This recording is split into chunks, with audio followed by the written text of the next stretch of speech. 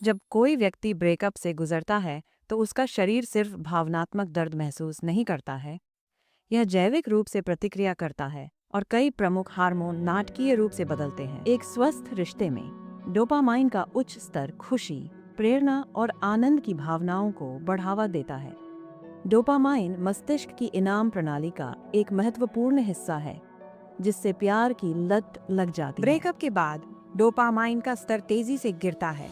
यह अचानक गिरावट उदासी की भावनाओं, प्रेरणा की कमी और यहाँ तक कि उन गतिविधियों में आनंद पाने में गहरी कठिनाई में भी योगदान करती है जिनका आपने एक बार आनंद लिया अपने था। पूर्व के लिए तीव्र लालसा अक्सर इनाम प्रणाली होती है जो इसे ठीक करने की कोशिश करती है। यह बताता है कि ब्रेकअप के दौरान तर्क अक्सर विफल क्यों हो जाता है। आपका प्रीफ्रंटल कॉर्टेक्स या तर्क जानता है कि यह खत्म हो गया है, लेकिन आपका मिड ब्रेन या अस्तित्व और इनाम रासायनिक संतुलन को बहाल करने के लिए इसके ठीक होने के लिए चिल्ला रहा है। ऑक्सीटोसिन हाइपोथैलेमस में निर्मित होता है और पिट्यूटरी ग्रंथि द्वारा जारी किया जाता है।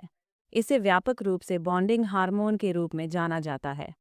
एक रिश्ते में ऑक्सीटोसिन शारीरिक स्पर्श, कनेक्शन और अंतरंगता के माध्यम से जारी किया जाता है। यह लगाव, विश्वास और सुरक्षा की भावना को मजबूत करता है जो आप अपने साथी के साथ महसूस करते हैं।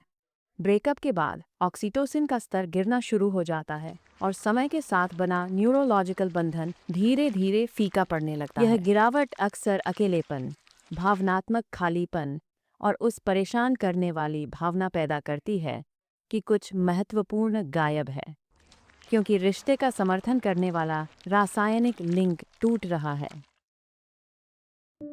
जब आप प्यार में होते हैं तो आपका मस्तिष्क अंतर्जात ओपियोइड, शरीर की प्राकृतिक दर्द निवारक और तनाव निवारक जारी करता है।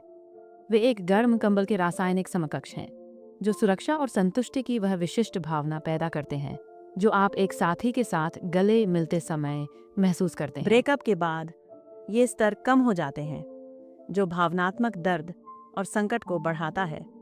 उस परिचित टूटे हुए दिल की सनसनी पैदा करता है जो लगभग शारीरिक लगता है।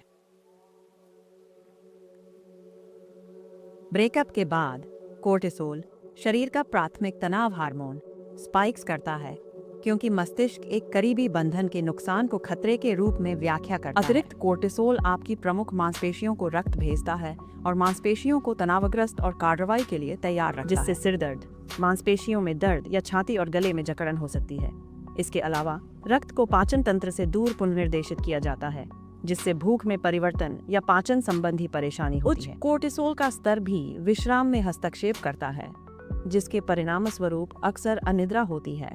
साथ ही साथ प्रतिरक्षा प्रणाली कमजोर होती है और शरीर को बीमारी के प्रति अधिक संवेदनशील बना देती है।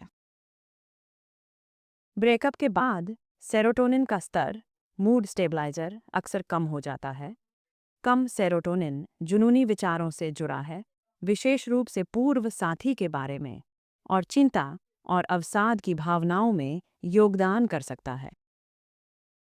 एफएमआरआई स्कैन का उपयोग करने वाले अध्ययनों से पता चला है कि एक पूर्व साथी की तस्वीर को देखने से मस्तिष्क के उन्हीं क्षेत्रों को सक्रिय किया जाता है जो शारीरिक दर्द दर्ज करते हैं, जैसे कि जलन या टूटा हुआ हाथ। यह पुष्टि करता है कि टूटा हुआ दिल दर्द और संकट के लिए एक वैध न्यूरोलॉजिकल प्रतिक्रिया है।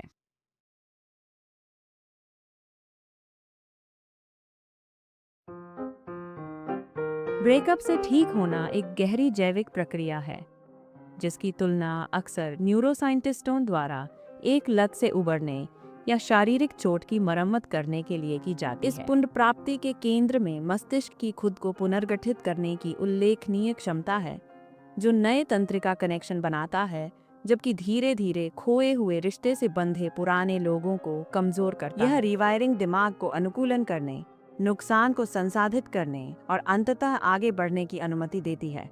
यही कारण है कि कोई भी संपर्क इतना महत्वपूर्ण नहीं है। पूर्व के साथ हर बातचीत एक क्षणिक डोपामाइन हिट के रूप में कार्य करती है, जो नशे की लत चक्र को फिर से शुरू करती है, जिससे वापसी और उपचार की प्रक्रिया में देरी होती है। कोर्टिसोल के उच्च विषाक्त स्तर को कम करने के लिए शरीर को सक्रिय रूप से काम करना चाहिए। यह पैरासिम्पेथेटिक तंत्रिका तंत्र या बाकी और पाचन अवस्था को संलग्न करके प्राप्त किया जाता है। गहरी सांस लेने, धीमी गति से चलने और प्रकृति में समय बिताने जैसी गतिविधियां तंत्रिका तंत्र को कम करने के लिए शक्तिशाली उपकरण हैं। ब्रेकअप के बाद डोपामाइन ड्रॉप को संतुलित करने के लिए मस्तिष्क को आनंद के नए स्वस्थ स्रोतों की भी आवश्यकता होती है। ऐसी गतिविधियां जो खुशी, उद्देश्य या उत्साह लाती हैं, नए तंत्रिका मार्ग बनाने में मदद करती हैं। व्यायाम एंडोर्फिन को बढ़ाता है, मूड को उठाता है, जबकि एक नया कौशल या शौक सीखना इनाम प्रणाली को सकारात्मक, टिकाऊ तरीके से सक्रिय करता है। उपचार का अंतिम चरण नुकसान को एकीकृत कर रहा है। जर्नलिंग, थेरेपी या सचेत आत्म प्रतिबिंब के माध्यम से दर्द को प्रतिबिंबित कर रहा है। यह प्रीफ्रंटल कॉर्टेक्स या मस्तिष्क के तर्कसंगत केंद्र को सक्रिय करता है। यह धीरे धीरे अमिगडाला के भावनात्मक अलार्म को शांत करता है, जिससे दिल टूटने की तीव्र भावनाओं को व्यवस्थित करने में मदद मिलती है ताकि मन आगे बढ़ सके। जबकि भावनात्मक यात्रा गैर रैखिक और हर व्यक्ति के लिए अद्वितीय है, शारीरिक प्रक्रिया रासायनिक पुनर्गणना की ओर एक निश्चित मार्ग है, जो अंततः तनाव हार्मोन को डुबकी लगाने और मस्तिष्क को अपनी हार्मोनल आधार रेखा पर लौटने के लिए प्रेरित करती है।